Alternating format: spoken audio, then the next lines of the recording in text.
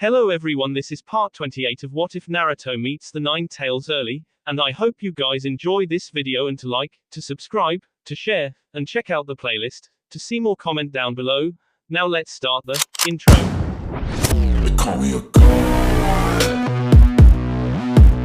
They call me a god. They call me a god. Join my membership, the perks are great. It's in the description. Are you sure? I am. Hokage-sama. Reports just confirmed the presence of a small militant group operating in the area surrounding the Land of Greens, said an Anbu scout.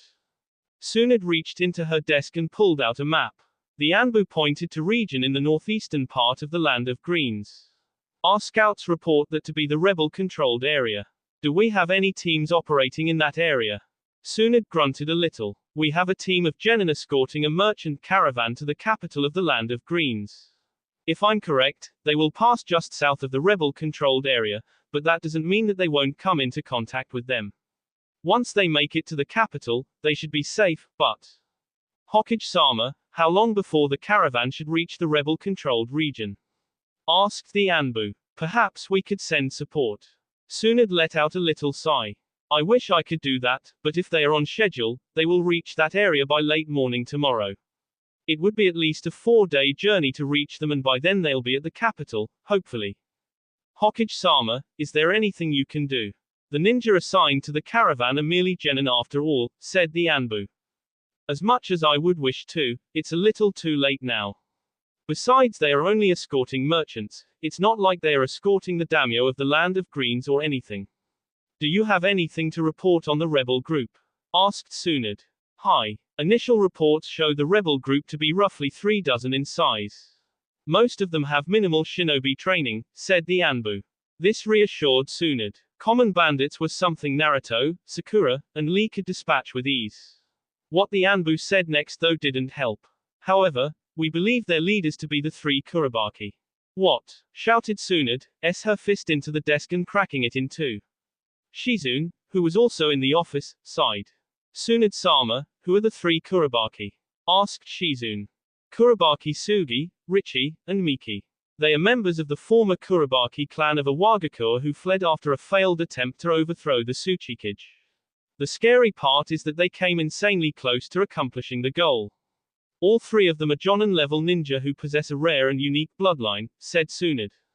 What? Now it was Shizune's turn to be surprised. What bloodline exactly do they have? If I'm correct, it's known as the Magnet Release. It's a powerful bloodline that allows them to control anything that is iron. They were a dangerous force that nearly cost us big in Second Shinobi World War if it wasn't for the Yondaime, said Tsunade.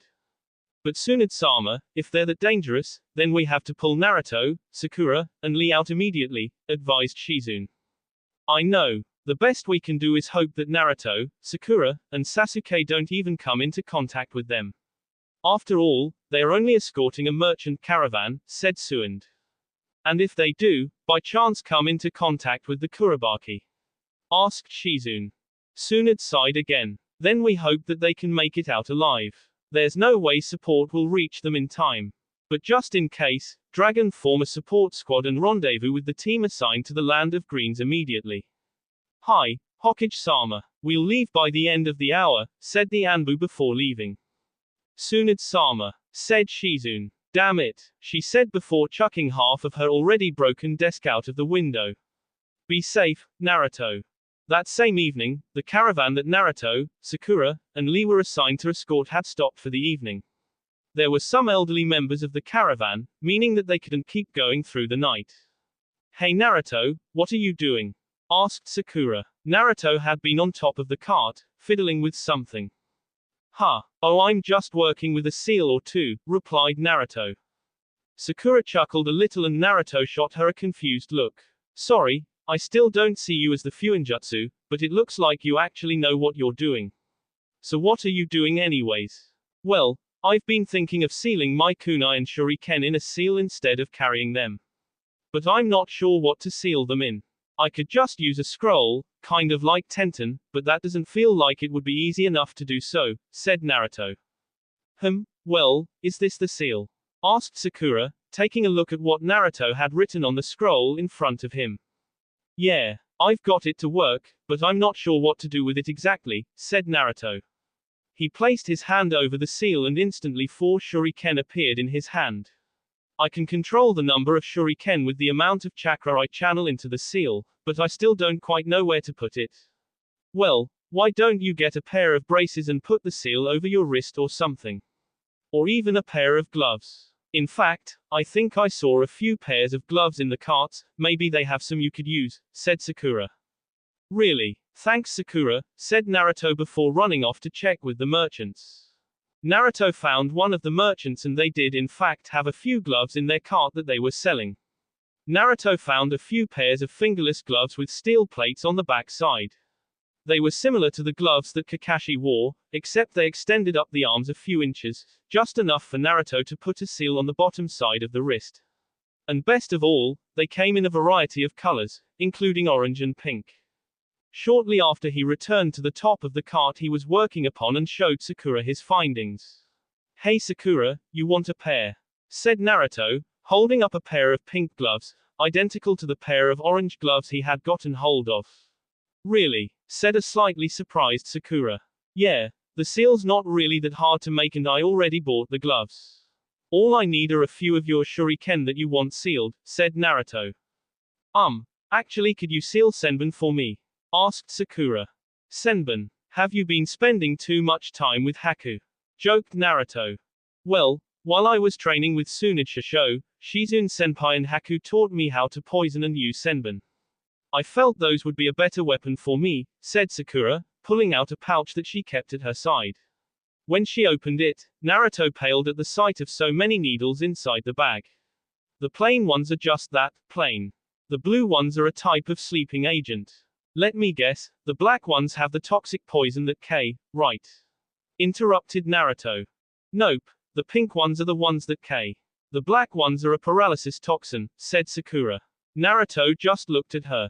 What? I don't like people thinking pink is only a girly color.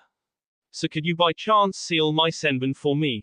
Naruto snapped out of his little trance. Yeah, I could, but I'll need a little bit longer to make a different seal to separate the different Senbon, said Naruto. I mean, if it's too big of a problem, then you don't have to, said Sakura. Don't worry Sakura, it's not a problem. I just need to make a slightly different seal, but it's nothing hard, said Naruto. Now, why don't you get some sleep? I'll take the first shift and wake bushy brows in about 3 hours. Okay then, good night Naruto, said Sakura before turning in for the night. You've really changed, Naruto. I can only imagine what you'll be like when you come back from your trip with Jiraiya-sama. I wonder how much Sasuke's changed as well. The caravan set off the next morning. Naruto had managed to take a seat on top of one of the carts as he was just putting the finishing touch on the sealed gloves he was making for Sakura and himself. He had offered one for Lee, but sadly Lee informed him that using seals was not within his reach as well, but thanked Naruto for the offer anyways. When the gloves were done, Sakura noticed that they were pretty easy to operate. All she had to do was channel and guide chakra into a certain part of the seal and she could call upon the desired Senbon. With a little bit of practice, summoning the proper type of Senbon from the gloves would be second nature. Sakura, do you notice that something is up with these merchants? Whispered Lee. Yeah, I've noticed. They're tense, like they're expecting something big to happen, replied Sakura. She looked up at Naruto and received a nod from him. Why are these guys tense and anxious? And then there's that Shun. Something seems off about him. Wait, why is it I can all of the sudden feel this? Thought Naruto. I can explain that, said Kurama. Naruto listened for the answer. The term Jinchuriki refers to a living human S. In short, your be and ambitions at a normal like to contain a biju, like me. However, with all S, you get something in return. As a result, Jinchuriki develop a few abilities that are unique between the containers. The abilities you gain depend on the tailed beast sealed inside you and how much of our chakra you have been exposed to. When that pervert loosened the seal in a zoo, you gained access to the second ability you get for being a Jinchuriki. Wait, I get abilities with being a Jinchuriki. And what do you mean by this is my second ability? Are you saying I've already got an ability and can I get more? Asked Naruto. Slow down, Kit. Every Jinchuriki has one thing in common, and that's a large chakra reserve, due to having our chakra sealed inside you. At the same time, if the human and demon cooperate, then the Jinchuriki becomes practically immune to any attempts on having their chakra system controlled, such as Genjutsu. Now, every Jinchuriki gains unique abilities based on the Biju sealed inside them. For example, the reason your friend Gara can control the sand is because of that damned raccoon. As for you, your first ability from me has been your increased healing factor. Okay, we already talked about this. So how exactly powerful is this healing factor of mine? Asked Naruto. Well, you already know you can heal broken bones in less than a day's time. However, if my chakra is focused on the area of injury, the rate of healing rivals even that of the Slug Princess's mitotic regeneration. In that sense, you would even be able to heal injuries like getting S in the heart, so long as something like getting decapitated or your heart completely out doesn't occur. Wow, really? Exclaimed Naruto. Yes, now just don't do something idiotic and get carried away. Just because I said there is a chance you may survive, doesn't mean that you necessarily will. Anyways, now you're just realizing the second ability, and that is what is known as negative emotion sensing. Basically, it allows you to sense when there is some sort of tension between people, and it also lets you know when someone's intending to K someone. While not in the same sense as your little vixen's sensing abilities with her eyes, it is still a powerful sensory ability. Ah, I see, so that's why I can sense the tension between these merchants. But wait, why couldn't I do something like this until now? Asked Naruto. Because this ability required our chakras to be more intertwined, which is what happened when that pervert loosened the seal, explained Kurama. Now, the last thing that I know you have is access to my elemental affinity, fire. But I thought my affinity was wind, said Naruto. Geez, you can be dense at times. Your affinity is wind, mine is fire. As such, you have a pretty strong fire nature, although it is not quite as strong as your wind nature, since that was discovered as the dominant nature. Wow, so you're saying I can learn cool fire jutsus like Sasuke? Asked Naruto. Yep. But not now, I sense something coming. On top of one of the wagons, Naruto instantly snapped to attention, heading his inhabitants' warnings. Sakura and Lee soon followed, and before they knew it, a group of roughly 20 bandits had surrounded the caravan.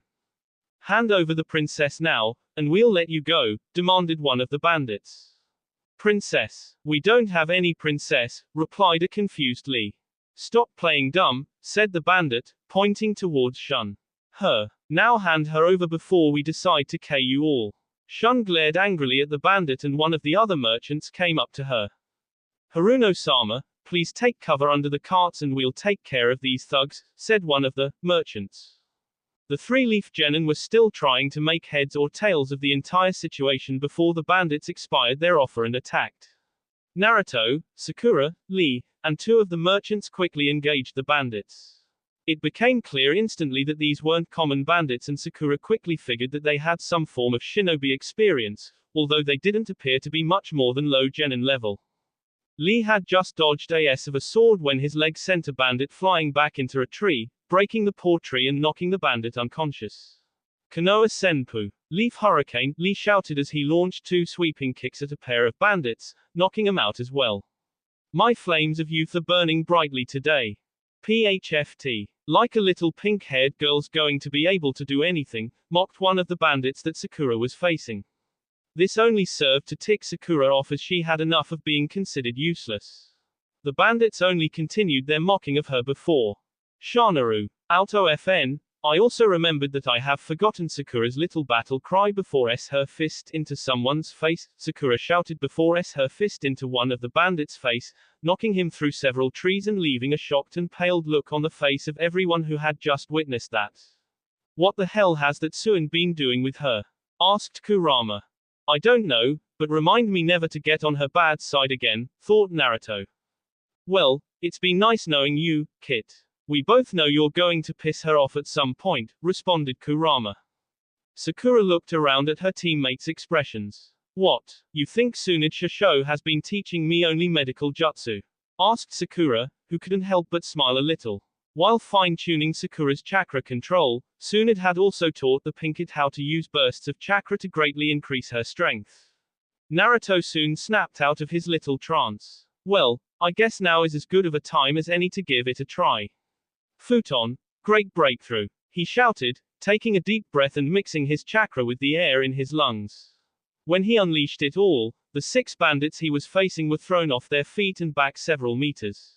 Yes, looks like I'll be getting that B rank jutsu when we get back. Naruto, Sakura, your flames of youth burn even brighter than the last time I have had the pleasure of fighting with you. Come, let us finish off the remainder of these bandits with one last youthful bout. Exclaimed Lee.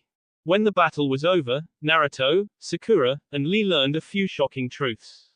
The first was that Yorinojo and Kikujo were actually Land of Green's ninja who had a few special techniques that they called flower jutsu.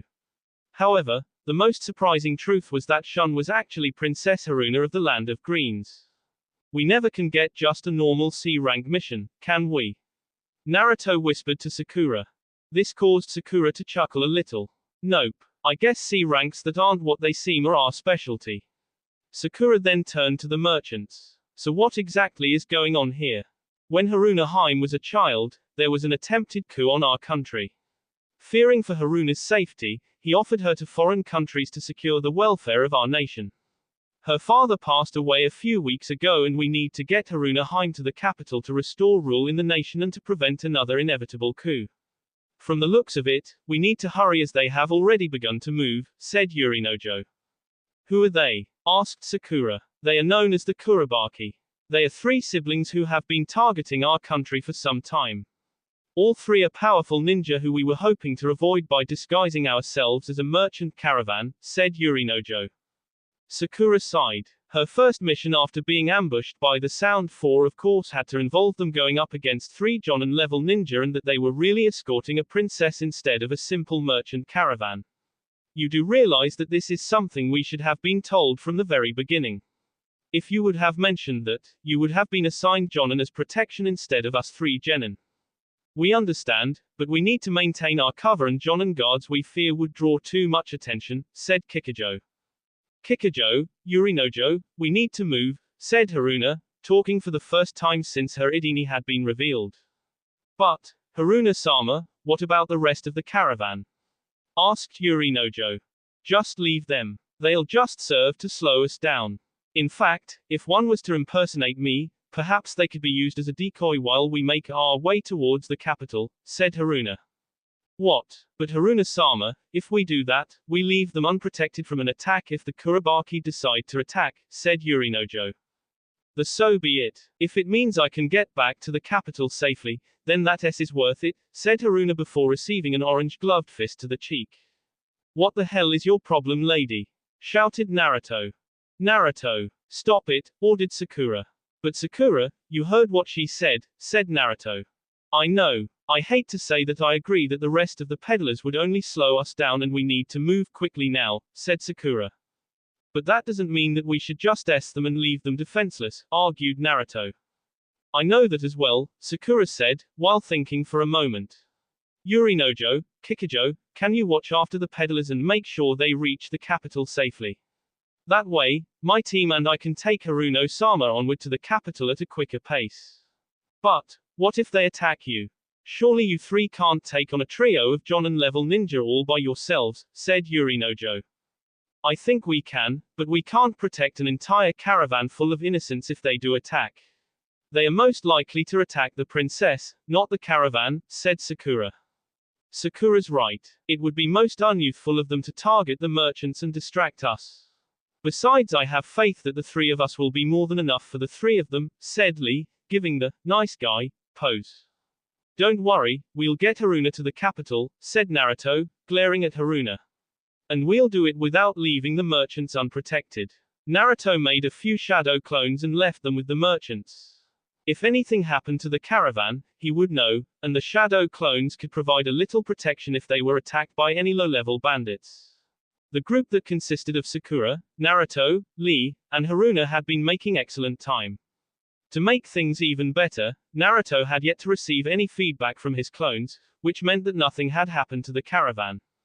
As it was, given another 2 hours of traveling and they would arrive at the destination, and Naruto would be rid of this cold-hearted princess who had suggested, the rest of the caravan to ensure that she got home safely. It was then that Naruto began to pick up on the presence of negative emotions, quickly closing in on them. There were only 3 targets and he could tell that they already seemed to be rather powerful. There was no doubt about it, the Kurobaki ninja were upon them. Move! Shouted Naruto as a hail of kunai and shuriken came sailing out of the trees towards them. Naruto and Sakura ducked to the side as Lee grabbed Haruna and jumped up into a tree. Well, it looks like couple of genin were able to dodge your attack after all, Richie. 3 ninja landed on a tree branch opposite from Lee. All 3 of them looked similar, dressed in dark purple sleeveless shirts and pants. They all had similar long brown hair and a look of arrogance on their faces. The only real differences were that one of them was obviously female while the other 2 were males. Now, hand over the princess, or do you want to turn out like the rest of your precious caravan? Sakura and Lee gasped while Naruto remained calm. He had gotten no feedback from his clones, so he was certain that they had not encountered any danger. Haruna on the other hand, remained unfazed and this managed to piss Naruto off a little. Don't you care what happened to your protectors? Your friends? Asked Naruto to Haruna. They were simply there to slow them down. I would have imagined that they would have held off these attackers longer, but it seems like I was mistaken, said Haruna. Bah! See the crap already. They were willing to do anything to protect you and all you do is look at them like they're worthless, said a frustrated Naruto. It doesn't matter as long as I make it back to the capital and can resume rule over this nation, said Haruna. The hell it does. Who are you going to look out for as a ruler if all you do is ask them to protect yourself? A leader's supposed to put themselves before others and set an example, argued Naruto. You know what? Forget it. The caravan is still alive. Hey, I'm impressed you were able to see through my bluff without even so much as flinching, commented the other male Kurobaki, who was most likely Sugi. Sakura and Lee let out a sigh of relief. I left clones back with the caravan. I would have known had they been attacked, explained Naruto. The only type of clones I know that are able to do that are shadow clones. An interesting jutsu for a genin to have, said Sugi. But it does not matter, you still don't stand a chance against us. Wanna bet? Here's a little taste of my own Shuriken Storm. Shuriken Shadow Clone Jutsu. Naruto unleashed a barrage of over 100 Shuriken upon the 3 enemy ninja. To Naruto's surprise, the Shuriken were stopped before they could reach their target. They weren't deflected, they were simply hovering in midair as Sugi had his arm extended. An interesting technique, but still no match against us, said Sugi. Jitten, repulsion. Naruto and the team barely had time to move as a hail of Shuriken descended upon them. Naruto created a few clones to act as a shield between the Shuriken and Sakura and himself. Naruto, Sakura, shouted Lee. While Naruto's clone shield had taken care of most of the Shuriken, a few had gotten through to the 2 members of Team 7. Thankfully though, the injuries weren't too severe, with the worst being a minor puncture wound that Sakura got to the side. Don't say we didn't warn you. You had your chance to hand over the princess and live, but I guess we'll just have to K you now and then K the princess, laughed Miki, the lone female member of the group. Lee jumped down from tree he was in, telling Haruna to take cover behind one of the trees, only for him to be stopped midair. Well, what do we have here? Asked Richie, taking particular interest in Lee. Feels like you've got something metallic in your legs. Damn. So it looks like he can use the jitten as well. To make things worse, the pieces of my staff that I have strapped to my legs are giving him control, thought Lee. Lee, shouted Sakura as she rushed to help her teammate. Now where do you think you're going, Pinky? Asked Miki, jumping down in front of Sakura. As a response, Sakura unsealed some of the senbon from the seals on her new gloves and sent them towards Miki. Like what had happened with Naruto's shuriken, Sakura's senbon were stopped midair. Haha, you really think metal weapons like that are going to work on us? With a flick of her wrist, Miki sent the senbon back towards Sakura, using the same repulsion jutsu that her brother had used against Naruto. Sakura panicked and managed to dodge all the senbon except one. Thankfully, she had not used the pink-tipped ones, but these were still the black-tipped ones. Even though one senbon worth of poison wouldn't completely paralyze her, she didn't have long before the poison would begin hindering her own movements. Naruto growled at Sugi, who just grinned. He grabbed a scroll from his side pocket and unsealed a couple dozen kunai from it, all of which were floating over his head, and they were aimed at Naruto. Jiten, metallic rain, Sugi declared as he sent the kunai hurling towards Naruto. Futon, great breakthrough, Naruto called out. He was hoping that the wind would be able to know the kunai away, but sadly Sugi's control of the kunai was too great for a little gust of wind to overpower. Naruto barely dove out of the way of the oncoming hail of kunai, only to be hit with one or two knives in the legs, resulting in two rather large gashes. As he recovered, Naruto noticed the cloud of kunai circling around a tree and returning for another go at him. Naruto was soon on the run, dodging the continuous barrage of kunai with no time to form his own jutsu. After being flung around like a ball tethered to a post on a children's playground, Lee finally managed to unhook the fragments of a boss staff that he had strapped to his legs. To Richie's surprise, each foot-long section of the staff had to weigh 60 to 70 pounds each.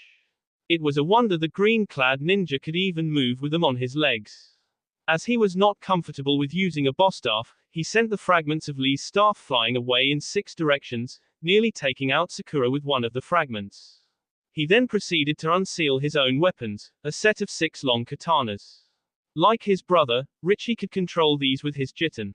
Jiten, Dance of Blades. Lee found himself surrounded by 6 blades, dodging attack after attack as he was unable to escape the circle of swords that he found himself in. For Sakura, things weren't looking so good for her. She could already feel the effects of the poison on her system as her legs were beginning to slow down. Unlike her brothers, Miki's weapon was not sealed as she pulled out a rather long chain with razor-sharp barbs on it. Jiten, Steel Serpent, Miki called out as her chain seemed to come to life. It lashed out at Sakura, her impaired movement slowing her down to the point where the chain clipped her in the side as she stumbled back against a tree. Damn, it's just like last time, thought Sakura, back to the Sound 4 encounter. Like last time, she had been beaten into a corner and nearly killed, and now things weren't looking much different. Watching from behind a tree, Haruna was seriously beginning to worry. The 3 genin that were assigned to protect her were not faring so well against their superior opponents. Once they were nothing would stand in the way of the Kurobaki siblings from getting to her. She had to get away, now while the attackers were still distracted. She hopped down from the tree and began running away from the scene of the battle. This, however, did not go unnoticed to Naruto's opponent, Sugi. The cloud of kunai that Sugi had sailing towards Naruto was redirected towards Haruna, in an attempt to take her down before she could get away. By the time Naruto realized this, it was too late and the rain of kunai was quickly descending upon Haruna. Haruna-sama. B was splattered across the road as the rain of kunai dug into F. Lee was finding it unyouthful to be dancing in and out of the blades that he was busy dealing with. If only he could find an opening, then perhaps he could get to his opponent. However, the swords were moving too fast for him to even be able to think about attacking. I need more speed. Even without my weights, I'm still too slow. I need to use the gates. 4 should do it. Please forgive me, Guy-sensei, thought Lee. He stopped his movements as Richie readied his swords for a swift and finishing blow. Gate of opening, open. Gate of healing, open. Gate of life, open. Gate of pain, open. Richie felt the burst of chakra come from Lee and knew he had to act quick or else he was in for trouble. He had all 6 swords attack Lee at once, but Lee disappeared before the swords could taste B. Before Richie could react, he felt a swift kick hit him from beneath as he was sent flying into the air. Lee used the shadow of the dancing leaf to appear behind Richie as he wrapped the Jiten user in bandages, before beginning the high-speed descent back to Earth. Richie S into the ground, head first. His end snapped and he S from the impact. Lee powered down just in time to watch Sakura finish off her opponent. Sakura was cursing herself for being put in this situation again. She was backed against a tree and her opponent was taking advantage of her injury as Miki readied for the final blow. The steel chain lashed out at Sakura.